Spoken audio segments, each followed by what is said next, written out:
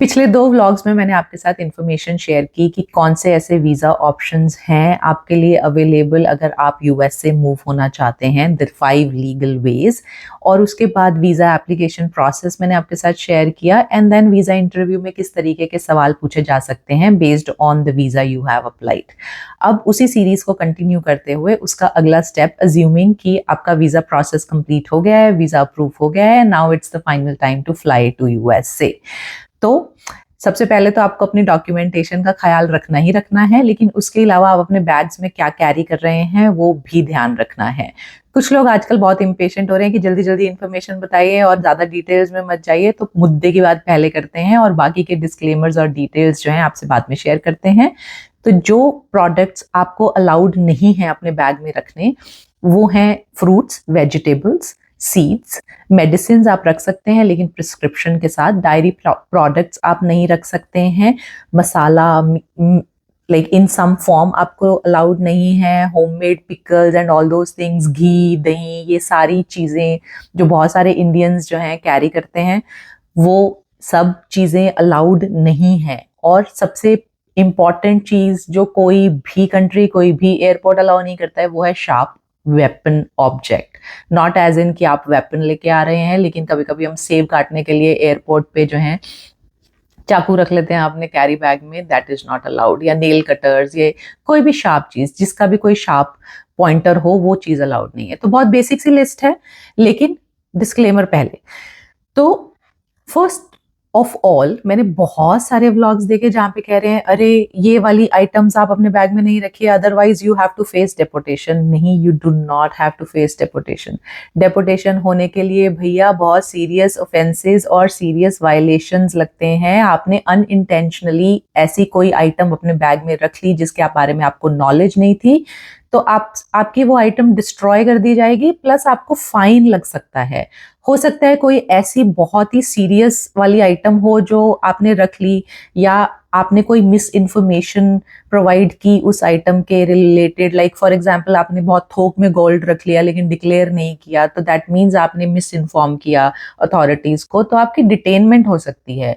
लेकिन अगर कोई गलती से आपने सीड रख लिया, वो डिस्ट्रॉय कर दिया जाएगा और आपको फाइन होगा। हाँ, फाइन की अमाउंट्स बहुत बड़ी होती हैं। इट्स नॉट वर्थ इट कि $300 से लेके $1000 तक के फाइन्स जो है हम सुनते हैं, तो खामखा इतने पैसे क्यों पे करने हैं। इसलिए all of us recommend you कि नहीं रखिए ऐसे आइटम्स की गलती से आपकी चेकिंग हो गई तो आपको बेमतलब का हैसल होगा, लेकिन डिपोटेशन नहीं होती है इन चीज़ों की वजह से। डिपोटेशन के लिए बहुत सीरियस वायलेशंस और ऑफेंसेस लगते हैं। हाँ, अगर आप रेपिटेटिव ऑफेंडर हैं, अगर आप 1 साल पहले आए थे या 2 साल पहले आए थे, तब भी आपके बैग में से यही आइटम जो है कस्टम्स वालों को मिली थी और उन्होंने नोट कर ली थी, और अब आप 2 साल के बाद ट्रैवल कर रहे हैं, you haven't learn the lesson, you have repeated your mistake, तो ऑफ कोर्स आपको डिपोर्ट होने के चांसेस हैं।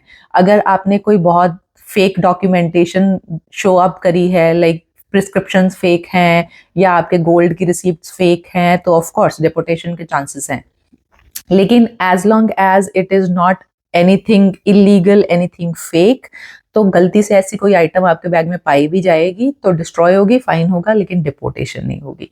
तो डेपोटेशन वाला पॉइंट आउट ऑफ पिक्चर है। दूसरी चीज, ये रूल्स नए नहीं हैं। बेशक आप आजकल व्लॉग्स देख रहे होंगे जो बहुत सारे ये इन्फॉर्मेशन कवर कर रहे हैं, बट दैट्स बिकॉज क्योंकि इमिग्रेशन चेक्स बहुत ज्यादा बढ़ गए हैं, कस्टम्स के चेक्स बढ़ गए हैं, सिक्योरिटी बढ़ गई है। पिछले 4 महीने से हम ये सारी न्यूज सुनते आ रहे हैं ना यूएस में कि ग्रीन कार्ड वालों का डिपोर्ट हो रहा है, या इन जनरल भी कि बहुत सारी चेकिंग जो है जो पिछले सालों में हमें नहीं सुनाई दी थी, अब इस बार कस्टम्स बहुत ज़्यादा चेकिंग कर रहा है। इसलिए आपको सब लोग अवेयर कर रहे हैं कि ये वाले आइटम्स जो हैं प्रोहिबिटेड हैं, अपने बैग्स में मत रखिए। लेकिन ये जितने भी रूल्स हैं ये नए नहीं हैं। अगर आपको सीड लाना आज अलाउड नहीं है तो 10 साल पहले भी यूएस में अलाउड नहीं था, 20 साल पहले भी सीड लाना अलाउड नहीं था। तो जितने भी आइटम्स के आज बारे में हम आज बात कर रहे हैं, भले ही इंडियंस बहुत सालों से उन्हें अपने सूटकेस में कैरी कर रहे हैं, it is only luck by chance कि उनकी चेकिंग नहीं हुई और वो एयरपोर्ट से निकल गए,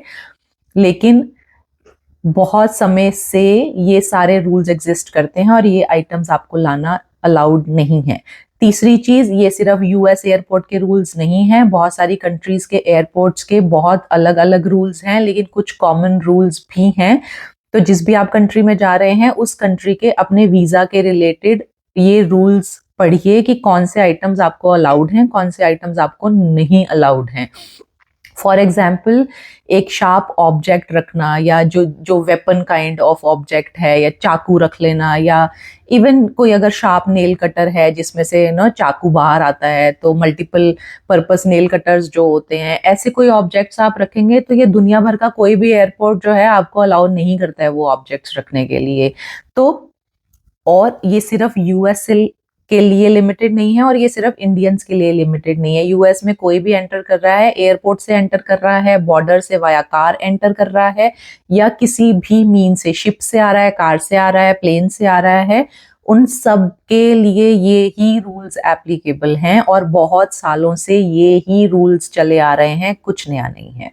तो ये तो हो गए डिस्क्लेमर्स। अब आते हैं डिटेल्स में फॉर एवरी आइटम की क्यों अलाउड नहीं है।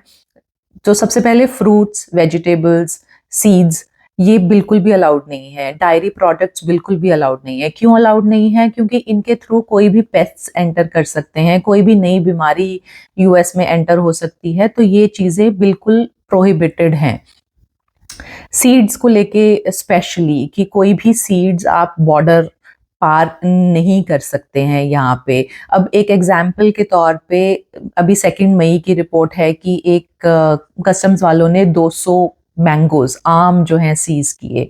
तो अगर एक सिविलियन, अगर आप इंपोर्ट एक्सपोर्ट का बिजनेस कर रहे हैं, ऑफ कोर्स आपके पास एक प्रॉपर डॉक्यूमेंटेशन है, उसके प्रॉपर राउट्स हैं, लेकिन अगर आप बॉर्डर क्रॉस कर रहे हैं, एक सिविलियन है, और ये ऐसे फ्रूट, वेजिटेबल या सीड्स वाले प्रोडक्ट्स आपकी कार की डिग्गी में भी पाए गए, तो भी वो सीज कर लिए जाएंगे, और उसके बदले में आपको फाइन होगा।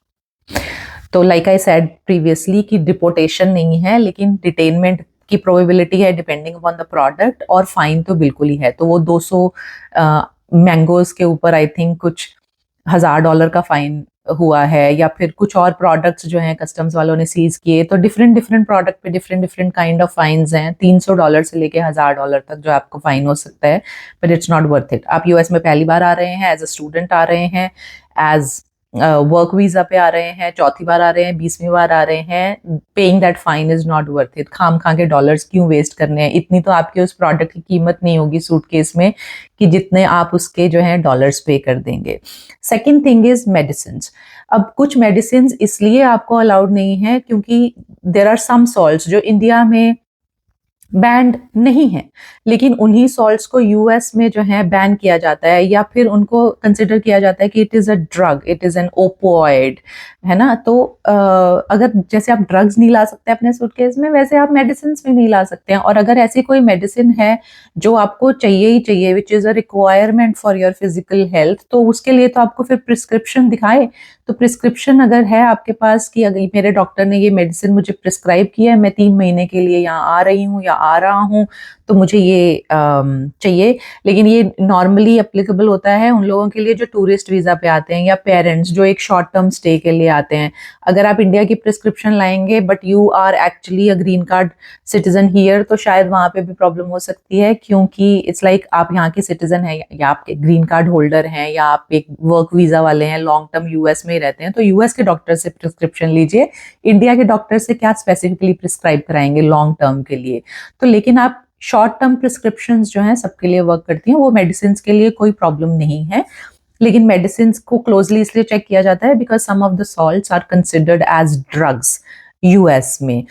अदर देन दैट, बहुत सारे लोग जो हैं घर का अचार कैरी करते हैं, तो वो भी प्रोहिबिटेड है। बहुत सारे लोग अचार लेके आते हैं। अगर आप ऐसा कुछ आइटम कैरी कर रहे हैं तो माय रिकमेंडेशन इज पहले तो कैरी मत कीजिए। अगर बहुत ज़रूरी कुछ है और कैरी कर रहे हैं तो सील्ड पैकेजिंग होनी चाहिए।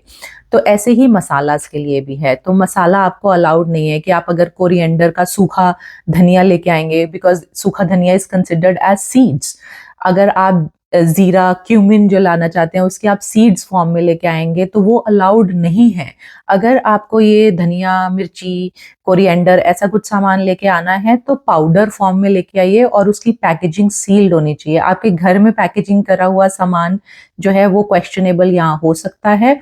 लेकिन अगर वो पैकेजिंग सील्ड है या मैन्युफैक्चर्ड है, लाइक MDH के मसाले आप कैरी कर रहे हैं, तो इतनी कोई प्रॉब्लम नहीं होती है। लेकिन रिकमेंडेड यही है कि खामखा मत कैरी कीजिए, यहाँ सब कुछ मिलता है। तो बहुत सारे लोग कह रहे हैं यहाँ सब कुछ मिलता है। हाँ भाई, यहाँ सब कुछ मिलता है, आपको यहाँ सब मिल जाएगा। लेकिन स्टूडेंट्स जब पहली पहली बार आते हैं तो उनके माँ बाप जो है महीने 2 महीने का राशन जो है उनके सूटकेस में पैक करके भेजते हैं। तो आई डू अंडरस्टैंड दैट। तो diary product, fruit, vegetable, seeds, ऐसे वाला सामान मत लाइए। लेकिन उसके अलावा अगर आप कुछ ला रहे हैं तो जस्ट मेक श्योर करें कि सील्ड पैकेजिंग हो, ताकि आपको एयरपोर्ट पे चेकिंग भी हो गई तो कोई प्रॉब्लम नहीं हो। और दूसरी चीज, अगर आप ऐसी कोई फूड आइटम्स ला रहे हैं, मतलब सील्ड पैकेजिंग वाली अगर आप कोई आइटम ला रहे हैं, उसे डिक्लेयर कर दीजिए। तो डिक्लेयर करने से भी आपको कोई दिक्कत नहीं होगी। डिक्लेरेशन करने से कोई पेनल्टी नहीं होती है, ये एक मिथ है। अगर आप डिक्लेयर नहीं करेंगे तो पेनल्टी होने के चांसेस हैं, जो हम बहुत सालों से देखते हैं कि इंडियंस डिक्लेयर नहीं करते हैं। Other than that, of course आपके पास कैश अगर $10,000 से ज्यादा है, या आप थोक में गोल्ड ज्वेलरी अपनी कैरी कर रहे हैं, इतनी गोल्ड ज्वेलरी कैरी करिए जो आप बता सकें कि ये मेरी पर्सनल ज्वेलरी है, पहन के कैरी कीजिए। या कुछ लोगों को दिक्कत होती है कि बार बार उतारना होता है, एयरपोर्ट पे पहनना होता है, तो ऑफ कोर्स अपने पर्स में या कुछ में कैरी बैग में कर सकते हैं। लेकिन उसकी क्वांटिटी इतनी होनी चाहिए कि आप बता सकें कि मेरा ये पर्सनल यूज का गोल्ड है, लाइक नॉर्मल रेगुलर। और जो भी आपके पास ये गोल्ड कैश है, मेक श्योर कीजिए कि $10,000 से ज्यादा उसकी वैल्यू नहीं है। और $10,000 से ज्यादा अगर आप कुछ कैरी कर रहे हैं, then you have to declare. और अगर डिक्लेयर नहीं किया, चेकिंग हुई, तो that is considered misinformation, जिसकी वजह से डिटेनमेंट हो सकती है। अगेन, मैं डिपोर्टेशन नहीं बोल रही हूँ, लेकिन आपको डिटेन किया जा सकता है जस्ट बिकॉज आपने जो है वो डिक्लेरेशन फॉर्म पे इंफॉर्मेशन करेक्ट प्रोवाइड नहीं की कस्टम अथॉरिटीज को। So if it is a miss information, you can be detained, and fine तो जो होगा वो होगा ही होगा। एंड एक जो मैं पॉइंट पहले भी बता चुकी हूँ कि एक कोई शार्प ऑब्जेक्ट जिसको वेपन की तरह कंसिडर किया जा सकता है, चाकू हो, नेल कटर हो, मल्टीपर्पज वाला नेल कटर, तो वो सारी चीजें तो भाई कहीं भी अलाउड नहीं है। और वो सब चीजें आपको कैरी करनी ही भी क्यों है? आई डोंट थिंक वो कोई कैरी करता भी है। लेकिन कभी कभी सीनियर सिटीजन्स उतने अवेयर नहीं होते हैं, तो कभी मम्मियाँ रख लेती ना सेब काटने के लिए, कि चाकू ले जाते हैं साथ में फ्लाइट में, वो अलाउड नहीं है। ऑफ कोर्स आपका वहां पे तो चेक होगा ही और पहले ही चाकू को निकाल लिया जाएगा। लेकिन एयरपोर्ट हैसल को अवॉइड करने के लिए खुद भी अवेयर रहिए, अपने पेरेंट्स को भी अवेयर कीजिए कि ऐसे सब प्रोडक्ट्स जो हैं अपने कैरी बैग में या सूटकेस में कैरी मत कीजिए। अगर आपने सूटकेस में भी ऐसा कोई प्रोडक्ट रख लिया और फिर बाद में वो भी स्कैनिंग जोन में जाता है, स्कैनिंग जोन में उन्हें कुछ मिला, तो खामखा आपको एयरपोर्ट पे डिले होगा, हैसल होगा। उन सब चीज़ों से अवॉइड करने के लिए यही रिकमेंडेड है कि ये जो लिस्ट ऑफ आइटम्स है ना, जो आपको पता है कि ये भाई अलाउड नहीं है, तो इन्हें खामखा कैरी मत कीजिए। हम लोग तो इवन मैगी वैगी वाली चीज़ों को भी छोड़ देते हैं कि जब हम इंडिया जाते हैं, ऑफ कोर्स अब हम इतने साल से यहाँ रह रहे हैं, हमें पता है यहाँ पे सब कुछ मिलता है, तो हम नहीं लाते हैं ऐसे प्रोडक्ट्स। लेकिन मैंने बहुत सारे लोगों को देखा है जो मैगी के पैकेट्स भी जो है सूटकेस में लेके आते हैं, तो ये सारी चीज़ों को लाने की ज़रूरत नहीं है। One tip I can provide you while packing your bags is कि अपने बैग्स को इस तरह ऑर्गेनाइज्ड वे में पैक कीजिए कि यहाँ पे अगर कोई चेकिंग कर भी रहा होगा तो उसके लिए बहुत आसान है स्कैन थ्रू करना आंखों से आपके पूरे बैग को, क्योंकि एकदम ऐसा ऑर्गेनाइज्ड वे में है कि इस साइड में सिर्फ कपड़े हैं या ऐसे कुछ लैपटॉप और आईफोन तो आप अपने कैरी बैग के साथ ही लगाते हैं। तो कपड़े वपड़े for students it's very important कि आप यहाँ के वेदर को अच्छे से अवेयर होके उसके हिसाब से कपड़े लेके आइए। आपको यहाँ आके कपड़ों पे पैसे खर्च करने की ज़रूरत नहीं है। लेकिन हाँ, दाल चावल सब्जियां वब्जियां ये सब अवॉइड कीजिए, इतना एक्सपेंसिव नहीं है यहाँ पे। और अगर आप कुछ ऐसा लाना ही चाहते हैं तो सूखा सामान पैकेज्ड में, सील्ड पैकेज में लाइए और उसे डिक्लेयर कीजिए। Very simple. इतना सब कुछ डर करने की जरूरत नहीं है कि अरे ये वाली आइटम का ऐसा हो गया तो डिपोर्ट हो जाएगा, डिटेन हो जाएगा, फाइन हो जाएगा। Be very very careful and aware of the items you are putting in your bag. और हाँ, खुला सामान कुछ मत लाइए, और अगर कुछ फूड पैकेज ला रहे हैं तो डिक्लेयर कीजिए। That's pretty much it. Again, nothing to worry, कोई डिपोर्टेशंस नहीं हो रहे हैं। जस्ट फूड आइटम्स की वजह से, ये कोई जानबूझ के अगर नहीं कर रहा है तो इतने कोई सीरियस एक्सट्रीम पनिशमेंट्स नहीं है इसके लिए, लेकिन मत कीजिए क्योंकि आपको खाम खा आप कहीं नाम आपका नोट कर लिया जाएगा, आपको ऑफेंडर की तरह जो है कहीं आप डॉक्यूमेंट हो जाएंगे और खाम खा का एयरपोर्ट हैसल होगा। सिर्फ इसलिए रेकमेंडेड है कि ये सारे काम मत कीजिए। आई होप आपको ये इन्फॉर्मेशन अच्छी लगी हो, और अगर आप कोई स्पेशल टॉपिक चाहते हैं जिस पे मैं बात करूं यूएस के रिलेटेड या इन जनरल भी, तो प्लीज मेरे कमेंट्स में मुझे बता दीजिएगा and we can make a vlog on that. उसके अलावा please share, like, subscribe and comment of course. Thank you for watching and listening as always. फिर मिलेंगे नई इन्फॉर्मेशन के साथ, तब तक के लिए stay happy, stay positive, stay very very healthy. Thank you so much, bye bye.